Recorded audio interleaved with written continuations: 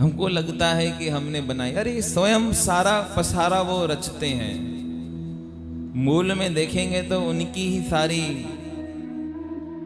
मन की भावना होती है, उनके मन से ही सृष्टि चलती है। हम क्या करेंगे, होते कौन है करने कराने वाले। प्रेम से बोलो श्री राम। स्वयं ही नारद को भेजते हैं। एक्चुअली देखा जाए तो नारद कौन है? नारद है भगवान का मन। शास्त्र में उक्ति आई, जो वो भक्ति के जो सूत्र हैं, उसमें सर्वोपरि जो सूत्र है, उसमें नारद जी वो सर्वोपरि हैं। और उसमें भी कहा गया नारद हैं कौन। नारद के स्वरूप का जब वर्णन आया तो नारद भगवान का मन है। भगवान को अपने मन से जो बात करानी होती है वो नारद के माध्यम से होती है। स्वयं जाते हैं मूल में कथा का निर्माण करने के लिए। कहा जाता है कि किसी ने किसी को श्राप दे दिया, किसी ने श्राप ग्रहण कर लिया, पर वो कराने वाला कौन है? तो परमात्मा स्वयं होते हैं। नारद जी जा रहे थे, वो विश्व मोहिनी का स्वरूप परमात्मा ने ऐसा बनाया जो नारद जी मोहित हो गए। ऐसे मोहित हुए जो इच्छा हो गई। इतने बड़े तप के करने के बाद काम को जिसने जीत लिया वो नारद बखान कर रहा था पूरी त्रिलोक्य में कि मेरे जैसा कोई नहीं है जिसने काम के ऊपर विजय प्राप्त की है। मेरे मन में कोई कामना नहीं आती है। कामदेव भी मेरे सामने पराजित हो गए, काम को मैंने पराजित कर लिया। और दूसरी बात तो किसी ने बोला अरे काम को पराजित तो भगवान ने भी किया था, शंकर भगवान के सामने भी तो काम आया था ना। कहाँ कुछ कर पाया शंकर भगवान का। वो भूत भावन भोलेनाथ अपने उस संकल्प में ऐसे अडग रहे जो एक काम क्या करोड़ों काम आकर भी उनका कुछ नहीं बिगाड़ सकते। वो भी तो काम के ऊपर विजय प्राप्त कर चुके हैं ना।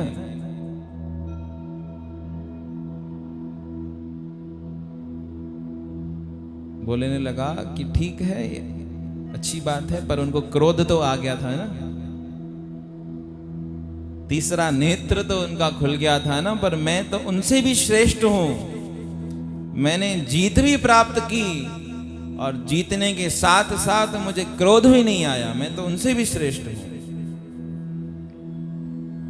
जब लीला बनानी होती है परमात्मा को तो ऐसे बनाते हैं। यद्यपि कोई नारद में कमी नहीं है। नारद तो पूर्णतः वो स्वयं मन है परमात्मा का। अलग अलग शास्त्रों में, अलग अलग उपनिषदों में जब व्याख्यान आया 24 अवतारों का, तो शास्त्र में बहुत जगह लिखा गया, बहुत शास्त्र ऐसे हैं जिसमें नारद को परमात्मा के मन का अवतार कहा गया। 24 जो भगवान के अवतार हैं उसमें नारद जी भी एक अवतार है। तो मन के हिसाब से चलते हैं, भगवान की रजा को जान लेते हैं, भगवान के मन के आंतरिक भावनाओं को वो नारद जी जान लेते हैं। भगवान के मन का जो स्वरूप है वो स्वयं नारद है। तो ऐसा प्रक्रिया बनाई, ऐसी उन्होंने लीला रची जो क्रोध नहीं आया। भगवान शंकर को तो क्रोध आ गया था, हमें तो क्रोध भी नहीं आया। यानी हम परमात्मा से भी ऊपर हैं। किसी ने बोला ठीक है पर ये बताना नहीं किसी को बात, मुझे तो बता दी है पर किसी अन्य देवता को बताना नहीं। क्यों नहीं बताएं? हमने बोला नहीं बताना। क्या होगा? अरे जो होगा सो होगा पर बताना नहीं। मैंने भावना आ गई कि द्वेष कर रहे हैं हमसे, हमसे हमारी प्रसिद्धि से ईर्ष्या हो रही है। अरे थोड़ा भी अगर प्राप्त हो गया, थोड़ा भी अगर इंद्रियों को साध लिया तो क्या संसार को बताने के लिए होता है क्या?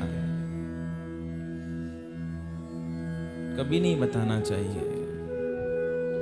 संसार को बताया जिस दिन, उस दिन से ही उल्टी गिनती शुरू हो जाती है। इसलिए गुरु महाराज ने कहा कि लिखी छुपी हरि नाम सुमर, जिये सुध न पवे संसार के, रही अकेलो अंतर्मुख थी, पाए जिस सत करता रखे। तो ये बातें बताने की नहीं होती, इनका प्रचार नहीं किया जाता है, और हमको प्रचार में मजा आता है। पुण्य जो है ना हमारे, वो पुण्य प्रचार मांगते हैं, और पाप का जो हम हैं वो छुपाव चाहते हैं। पाप किसी को पता ना चले, और पुण्य सबको पता चलना चाहिए। नहीं चलेगा तो बात कैसे बनेगी? पर उल्टा होना चाहिए। पाप का छुपाव क्या? पाप का छुपाव करोगे तो पाप बड़ा बनते जाएगा, और पुण्य का प्रचार करोगे तो पुण्य रहेगा ही नहीं, फिर बचेगा ही नहीं। जितना ज्यादा बांटोगे उतना खत्म होता जाएगा। प्रेम से बोलो श्री राम। तो पुण्य का तो प्रचार करते हैं, अच्छाइयों का प्रचार करते हैं कि मेरे में ये अच्छाई है, फिर बचती नहीं है। और पाप का छुपाव चाहते हैं। पाप का सबसे बड़ा जो अवगुण है वो यही है कि पाप छुपाव चाहता है, लिकाव चाहता है, अकेले में रहना चाहता है, किसी को पता नहीं चलना चाहिए। मेरी अशुद्धियां, मेरे अवगुण, मेरे अलावा किसी को पता नहीं चलना चाहिए। मुझे पता है, वही बहुत है। प्रेम से बोलो श्री राम। तो वो नारद जी के सामने भी वही घटना उपस्थित हो गई। पूछा गया उनसे कि भाई आपने जो किया सो किया, पर किसी को बताया तो नहीं है ना? बोला बताने जा रहा हूं। कहाँ जा रहे हो? बोला परमपिता ब्रह्मा जी के पास, अपने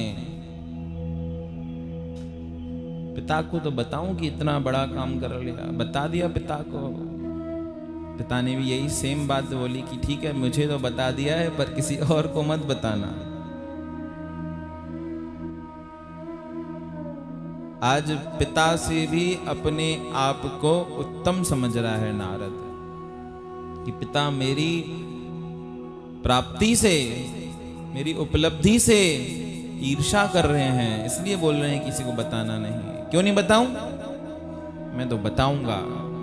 दौड़ के गए कैलाश पर। भूत भावन भगवान भोलेनाथ बैठे हैं समाधि में। उठा दिया कि हे भोलेनाथ उठो, कुछ बताना है। क्या बताना है? अरे मैंने काम पर विजय प्राप्त की है। कामदेव और मेरा युद्ध हुआ घमासान, पर उसकी एक न चली। पर भोलेनाथ जी एक चीज मेरे साथ थोड़ी विलक्षण हुई। जीता तो आपने भी था, पर आपको थोड़ा क्रोध आ गया था। आपको क्या हुआ था? क्रोध आ गया था। नहीं आना चाहिए था ना। और मुझे तो क्रोध भी नहीं आया, मैं तो क्रोध भी नहीं किया। मैंने उसको बोला ठीक है, जैसा किया अच्छा किया, आशीर्वाद दिया मैंने तो। प्रेम से बोलो श्री राम।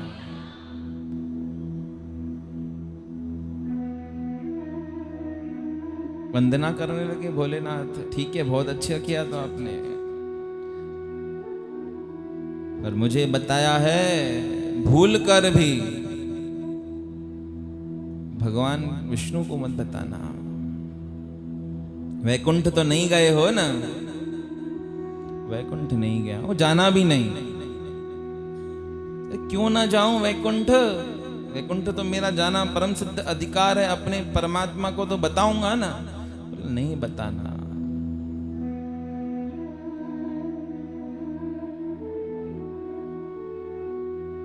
इतना समझाने के बाद भी वो नारद नहीं माना। दौड़ते हुए सीधे मन की गति थी, अंतर ध्यान हुए और सीधे वैकुंठ में जाकर पहुंचे और सीधे प्रणाम कर कर भगवान के सामने सारा हाल बताने की इच्छा रखते थे कि भगवान पूछे तो मैं बताऊं ना, स्वयं कैसे अपना बखान करूं।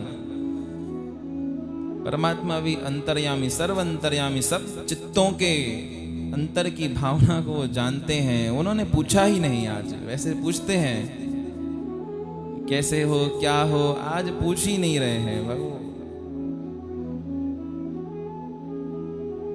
इतने क्षण वहां पर खड़े होने के बाद जब जाने लगे नारद जी, तब परमात्मा ने पूछा, कहो नारद आप आए कैसे थे और जा कैसे रहे हो? खुश हो गया नारद कि हाँ अब आई ना बात। अरे आपको बहुत बड़ा समाचार देना था पर आप पूछ ही नहीं रहे थे। क्या समाचार देना था? यही कि आज मैंने इतना बड़ा काम किया है जो मैं त्रिदेवों से भी बड़ा हो गया हूं। त्रिदेवों से बड़े हो गए हो? क्या किया है ऐसा? मैंने काम पर विजय प्राप्त की है। बहुत घमासान युद्ध हुआ। हिमालय की कंदराओं में बैठकर मैं आपके नामावली का अभ्यास कर रहा था। इंद्रदेव ने कामदेव को भेजा कि मेरी वृत्ति को भंग कर दे। मैं भंग हुआ नहीं। मैं अपने उस एकत्व में, उस समाधि में लीन रहा। कामदेव आया, कब गया मुझे पता भी नहीं चला। भगवान ने बोला ये कौन सी बड़ी बात है? भगवान शंकर ने भी तो करी है ना ये बातें, तो पहले भी कर चुके हैं, बहुत जने कर चुके हैं। अरे आप समझ नहीं रहे हो, भगवान शंकर ने जब किया तब उनको क्रोध आ गया। उन्होंने तो भस्म कर दिया था कामदेव को। मैंने तो कुछ क्रोध भी नहीं किया। दो अवगुणों को जीत लिया, एक तो काम को और दूसरा क्रोध को। अब आती है ना सारी लीला। परमात्मा वाला बहुत अच्छी बात है, बहुत अच्छा किया, ऐसे ही करते रहो। हम तो भाई छोटे आदमी हैं, हमसे तो होती नहीं है ये बातें। प्रेम से बोलो श्री राम। क्यों नहीं होती हैं? कैसे काम से दूर रहेंगे हम? कैसे? हमको तो क्रोध भी आता है, काम भी आता है, लोभ भी हमारे अंदर में है, अहंकार तो होता ही होता है। राग द्वेष से हम छूट नहीं पाते हैं। आप सच्चे इंसान हो, भले इंसान हो, बहुत अच्छी बात है। भगवान का ऐसा कहना, बड़े जब ना हमारी स्तुति करें, बड़े जब हमारे को मान दें, तो समझ जाना चाहिए कि बहुत बड़ा पाप हो गया है। यद्यपि बड़ों से मान लेना हमारी ख्वाहिश होती है, पर बड़े कभी मान दें तो जीवन में बहुत बड़ी हानि होने वाली है। ये बात संकेत है। हमसे श्रेष्ठ, हमसे पूज्य लोग जब हमको मान दें तो जीवन में कुछ ऐसा होने वाला है जिसकी कल्पना भी हम नहीं कर सकते हैं। तो श्रेष्ठ लोगों से मान की इच्छा नहीं रखनी चाहिए। और उल्टा हिसाब किताब है, हमको तो उन्हीं से मान की इच्छा होती है कि बड़े हमको पूछें, घर के बड़े हैं वो हमारे हिसाब से चलें। क्यों चलें? क्या ऐसा कर लिया है जो वो हमारे हिसाब से चले? अरे हमने पढ़ाई करी है, लिखाई करी है, हमने ये किया है, हमने वो किया है, हमने धन का अर्जन किया है, हमने बहुत उपलब्धियां प्राप्त की हैं। हम में जितनी अकल है उतनी अकल उनमें नहीं है। ये मन का भाव होता है। तो बड़ों से हमेशा मान चाहते हैं, पर नहीं चाहना चाहिए। जिस दिन बड़ों ने मान देना शुरू कर दिया, उस दिन जीवन में जो चरित्र है उस चरित्र का नाश हो जाता है। बड़े बड़े होते हैं, ये अलग बात है कि चुप रहते हैं। ये अलग बात है कि चुप रहते हैं, पर बड़े तो हमेशा बड़े रहते हैं। तो यद्यपि उनमें कोई अवगुण है नहीं, पर आज अपने भक्त को इतना अहंकार में प्रफुल्लित देखकर वो भगवान विष्णु भी कहने लगे कि हम में तो ऐसी कोई बड़ी बात है नहीं, हम में तो सब है। हमने तो विवाह भी करके रखा है लक्ष्मी से। सारा दिन लक्ष्मी हमारे चरणन दबाती है, क्रोध भी आ जाता है हमको। राग द्वेष की वृत्तियों से भी हम छूटे नहीं हैं, अहंकार भरा पड़ा है। लोभ वो हमें फूट फूट के भर रखा है। पर आप महान हो, आप जैसा योगी, आप जैसा तपस्वी, यति, सन्यासी, वो ये काम कर सकता है और किसी में दम है ही नहीं। ठीक है, खुश हो गया। जैसे ही परमात्मा के उस धाम से निकला, वैकुंठ से बाहर निकला, आकाश गगन की यात्रा करते हुए भगवान ने अपने संकल्प से ऐसी सृष्टि बनाई, ऐसा एक नगर का निर्माण कर लिया जिसमें विश्व सुंदरी, विश्व मोहिनी, उसका स्वयंवर भगवान ने रच दिया। जैसे ही देखा कि विश्व मोहिनी, विश्व सुंदरी का स्वयंवर हो रहा है, नारद जाकर देखने लगे।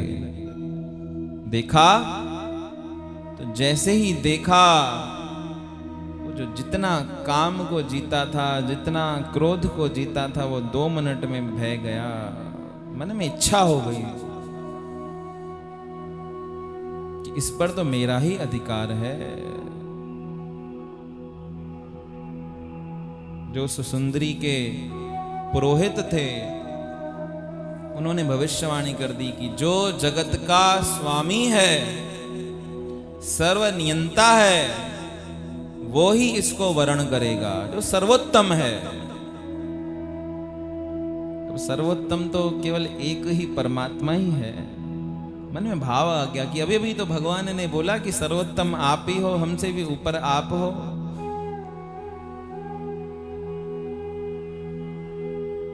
सीधे मन का भाव बदल गया कि इस पर तो मेरा ही अधिकार होना चाहिए। विश्व की सबसे सुंदर चीज पर अधिकार श्रेष्ठता का ही होना चाहिए। सबसे श्रेष्ठ तो मैं हूं, सबसे त्रिलोक्य का स्वामी मैं हूं। जहां पर एक अवगुण भी नहीं था, वहां पर 5 अवगुण आ गए 1 मिनट में। कामातुर भी हो गए, अंदर में अहंकार भी आ गया कि मैं त्रिलोक्य का स्वामी हूं, मैं सर्वश्रेष्ठ हूं। लोभ की वृत्ति भी जागृत हो गई कि ये चीज मुझे चाहिए। और मोह भी, राग भी, चाहना भी उस स्त्री में जाग गई। बचा था क्रोध, वो क्रोध भी आज आ ही गया। जब भगवान शिव के गणों ने उनको चिढ़ाया तो क्रोध से भी बच नहीं पाए, सीधे भागे वैकुंठ में। पूछने लगे कि हे परमात्मा, हे मेरे स्वामी, अर्ज लेकर आया हूं। क्या अर्ज है? कि जेहि विधि होए नाथ हित मोरा, करिए सो नाथ दास में तोरा। अपना रूप दे दो, अपना स्वरूप दे दो। विश्व मोहिनी को जीतने की इच्छा है, पर उसके पीछे एक लाइन लगा दी कि जेहि विधि होए नाथ हित मोरा। जिसमें मेरा हित हो, जिसमें मेरा भला हो, जिसमें मैं अच्छाई को प्राप्त करूं। तो परमात्मा ने अपना रूप दे दिया। परमात्मा का नाम है हरि, और हरि कहते हैं, बंदर को भी हरि कहा जाता है। बंदर का रूप दे दिया, क्योंकि परमात्मा को तो लीला रचनी थी ना। मूल में तो संकल्प भगवान का ही था, तो लीला रचनी थी। कैसे रचे? तो सारी लीला ही तो है। लगता है हमको कि इसने ऐसा कर दिया, उसने ऐसा कर दिया, मूल में परमात्मा ही है। परमात्मा के अलावा और कोई ऐसे खेल खेलता नहीं है। अजब तमाशा लाया हरि ने, अजब तमाशा लाया। मैं देख देख विस्माया हरि ने, अजब तमाशा लाया। आज क्रोध भी आ गया, सब हंसने लगे कि ऐसा रूप, ऐसा सौंदर्य आपको मिला है, आपको विश्व सुंदरी तो 1 मिनट में वर्ण कर लेगी। आपके अलावा तो यहाँ पर कोई इस पूरे समाज में, कोई पूरी सभा में कोई नहीं है। पर विश्व मोहिनी तो वो स्वयं लक्ष्मी स्वरूपा, वो तो जगत जननी माँ रमा थी। वो कहाँ वर्ण करने वाले थे अपने पुत्र का।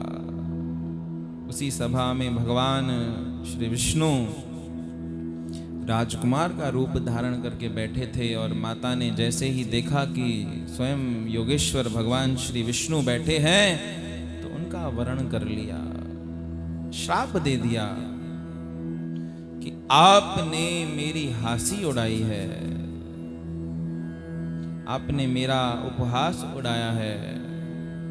आप दोनों जाकर राक्षस बन जाओ, दोनों जाकर दानव बन जाओ। और वही शिव के गण आकर रावण और कुंभकर्ण बन गए। राक्षस तो बने, पर राक्षस को फिर मारने वाला भी होना चाहिए। तो आकाश मार्ग से सीधे पहुंचे वैकुंठ की तरफ। परम स्वतंत्र न सिर पर कोई। हे विष्णु, ये जो लीला रची है आपने, आप क्या समझते हो कि परम स्वतंत्र हो, जिसको चाहे जैसा बना दोगे? पर मैं ऐसा नहीं हूं। परम स्वतंत्र न सिर पर कोई। आपके सिर पर कोई है नहीं ना, तभी इसलिए मस्ती चढ़ी हुई है आपको। उसी समय श्राप दे दिया भगवान को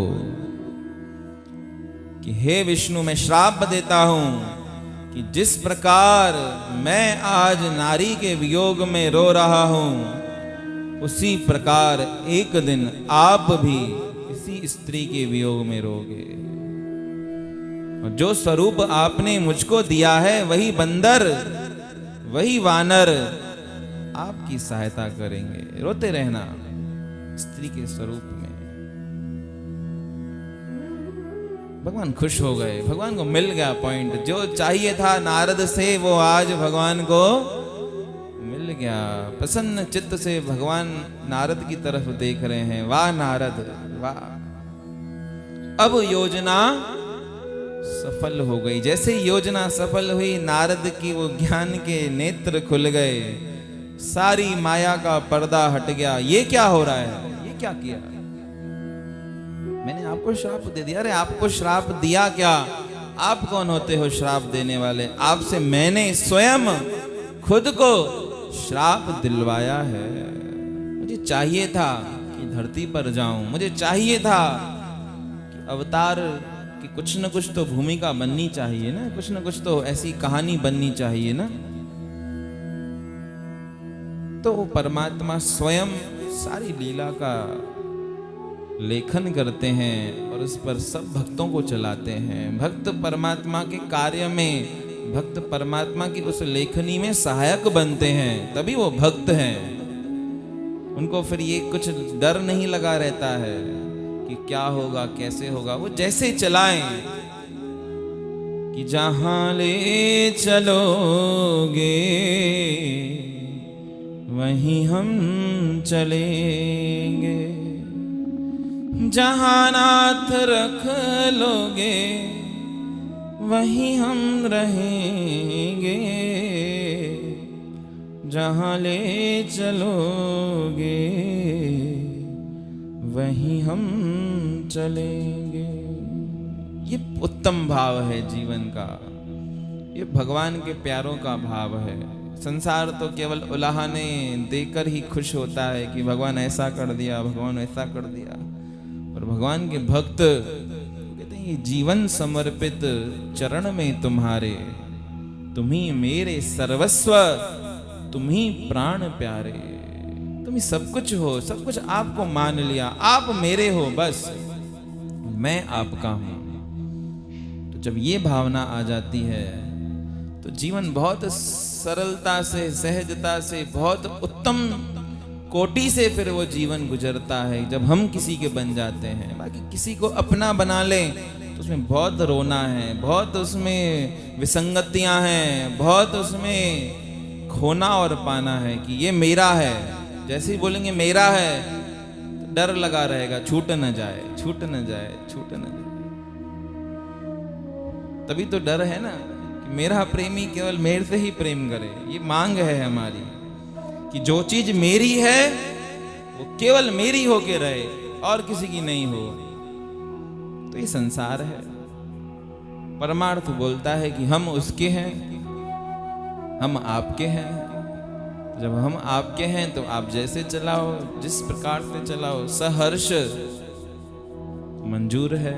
तू जो भी दे, खुशी हो या गम, तेरे प्यार की कसम है मंजूर हमें। ये बड़ा भाव है कि तू जो भी दे, जैसे चलाए, वो आपकी मर्जी है।